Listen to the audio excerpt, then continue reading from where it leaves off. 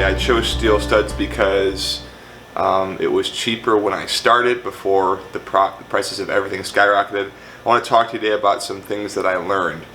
First of all, if your wall that you're going to frame is relatively straight, after you put on your insulation, I would recommend just putting the stud wall right up onto the wall. Okay, my steel studs, I got the ones that are 1 5/8 in thickness, and they're kind of flimsy, so I think that they would be more rigid if I had them pushed right up against the insulation. The reason I had it off the wall a little bit because my wall was not perfectly straight, and I think I was just being a bit of a perfectionist.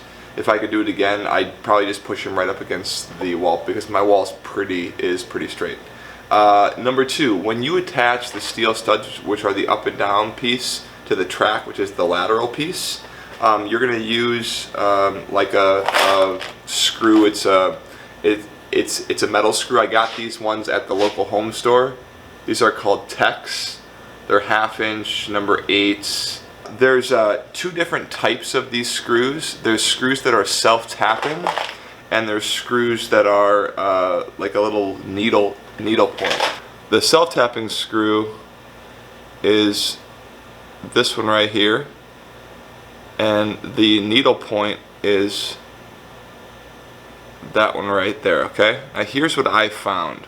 Okay, when you use the self-tapping screw, you can just push into it and it'll actually grind out a little hole and it'll go straight through the steel studs.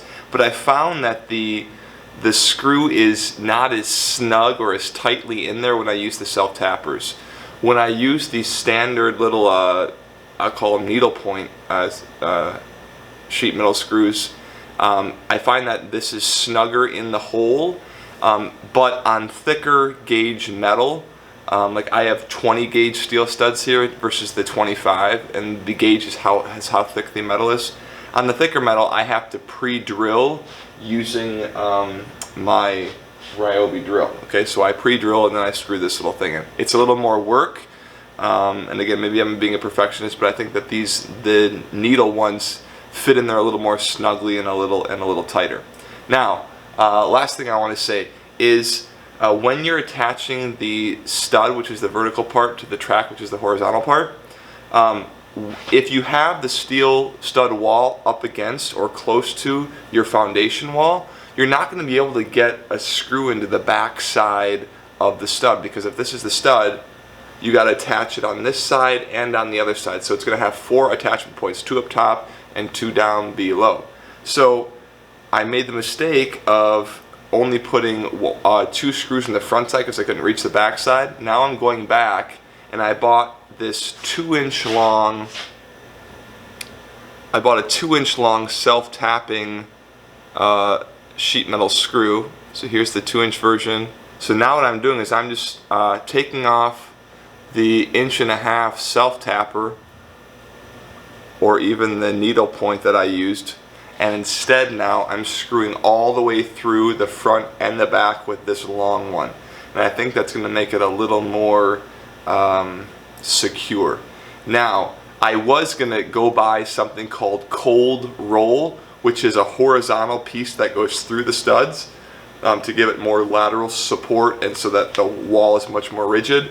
But the cold roll at my local supply shop is only for 3 5/8 steel studs. It's not for 1 5/8. And I particularly got the 1 5/8 because I have a 1,000 square foot basement here, and I don't want to eat up square footage by having a really thick wall that is really unnecessary. So if I could do this again, I would put up this XPS insulation, and then I would put plywood right over the top and just say done. I'd keep it like a very minimalist basement.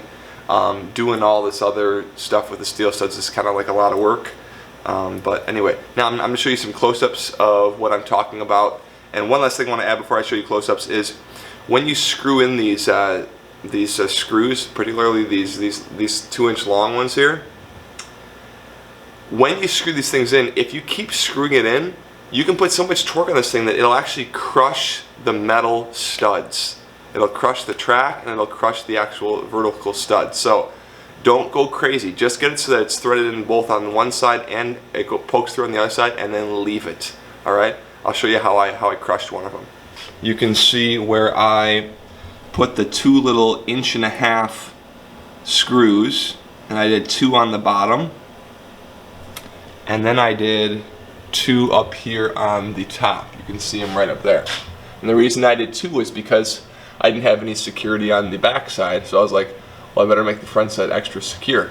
Now what I'm doing is I'm going back and I'm replacing one of these screws. I'm taking it out and then I'm putting in a long 2-incher. So now you can see that my 2-incher goes all the way through and sticks out on the other side. And you can just see it poking out there on the back side there. I'm trying to get in there as close as I can for you guys. Okay? And then that is much more secure in there. And I'm doing that both on the bottom and on the top, and I gotta go around the whole basement. On the left hand side there where there's the open hole, and I actually crushed this steel stud. So I'm gonna come around here, show you another view of it, and you can see how I kind of crushed it. So I gotta take it off and fix it now, because I just kept screwing and I just pulled the thing in together. Just kind of collapsed it.